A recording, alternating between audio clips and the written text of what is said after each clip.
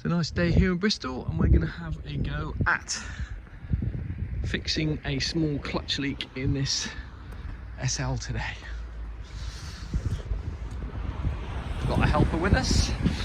So the problem is that this clutch cable is leaking from here. The cable's probably degenerated inside. I tried to temporarily fix it with a small hose clamp here, but that didn't work. So what we've done is we've gone along to the SL shop and bought a new cable. We're going to have to pull that through the firewall and detach it from the clutch cylinder inside the car. People already know this, but you can see if you look down there how corrosive this clutch fluid is. Where it's been leaking onto the paintwork, it basically strips off the paintwork quite effectively. So when we take that pipe off, you can see that's damp there. When we take that off, we're going to put a big towel underneath there to avoid getting any clutch fluid on the paintwork. Clutch fluid here, and it shares the reservoir with the brake fluid, and they're split into two sections so that if you happen to have a clutch fluid leak and your clutch fluid all runs out, the section with the brake fluid should still have brake fluid in it so that your brakes don't fail, because obviously it's more tragic if your brakes fail than if your clutch fails. So in theory, when I take that off, there may be a residual bit of clutch fluid dribbling out of there which will catch, but it shouldn't drain the whole tank.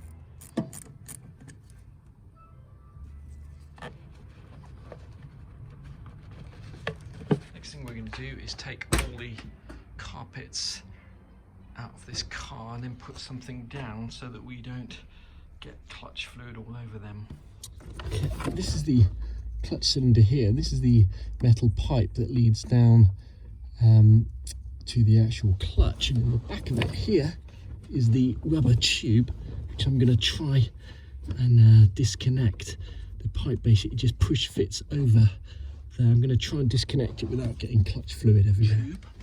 To the new tube with this piece of plastic here, and I'm hoping that when I pull that through the firewall that they won't become detached, because I suspect it might be a problem getting the tube through the firewall. But we'll soon find out. Okay,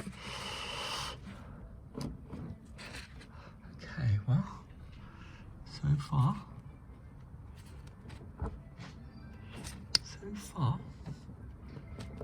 so good. Okay, there we go. So we've got the new tube through the firewall. Perfect. Simpler, we just need to pull this through now and attach it onto there. Here is obviously much longer than the old pipe, so all we need to do is figure out where we need to cut it and just cut it, leave it with a bit of a loop so it's not under any tension, and just attach it to there. Start filling that with clutch fluid, pump the clutch fiddle, open the bleed valve underneath the car until we've got rid of all the air. Old clutch fluid hose is quite a bit wider. The new one is a much tighter fit. And what happens is inside these hoses, the rubber starts to break down. So this is the new hose here, which we cut off.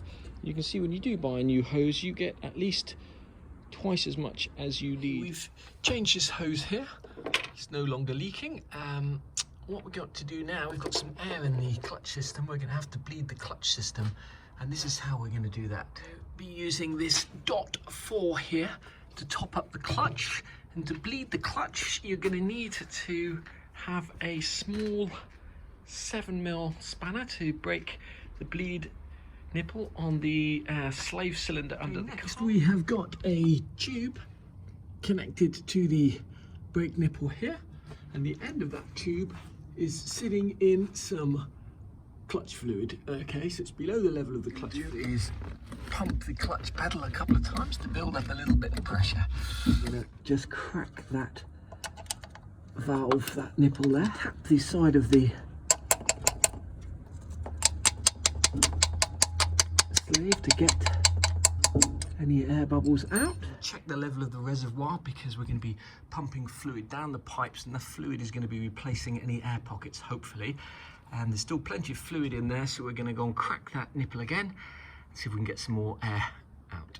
Some air coming down there's some fluid coming down, a couple of air bubbles. I have to do this 4 or 5 times. Sometimes when you open that pipe up, sorry, when you open that valve up, you just get a huge flow of fluid, gravity fed, but it's not going to happen this time, unfortunately. Close that off again. Now, if you find that when you're doing this, when you're cracking that valve, you're not seeing a huge amount of fluid coming down, you can try one of 2 things. Air bubbles in the master seal just by flicking the clutch like this.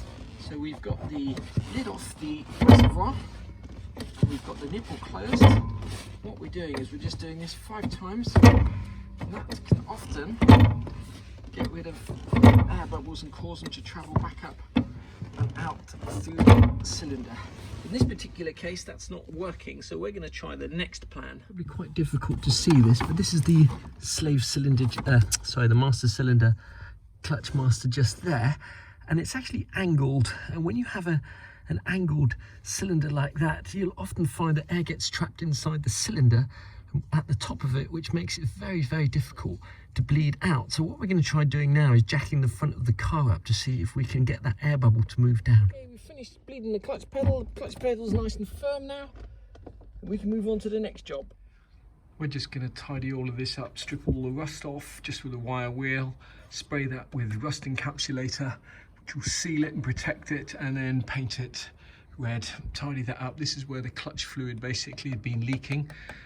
Stripping the paint off.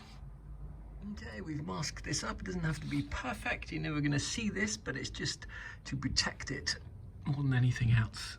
It's starting to look a bit better, just with a couple of coats of rust encapsulator, and then we'll just go over that with some red paint. Blend it in. Last thing we're going to do on this video is just to paint over the rust encapsulator with some signal red paint. Now, this was mixed up at Car Paint Warehouse, and if you go along to Car Paint Warehouse and give them the color code of your car, they'll be able to mix up matching paint for you, which is quite useful if you're touching up, especially if you're doing interior sort of inside the engine bay and that kind of stuff, which is not necessarily going to be seen, but you want to kind of match. So anyway, you can get your own paint mixed up. I think we paid about 10 or 15 pounds for that, so it's not particularly cheap, but it is one way of getting matching paint mixed up.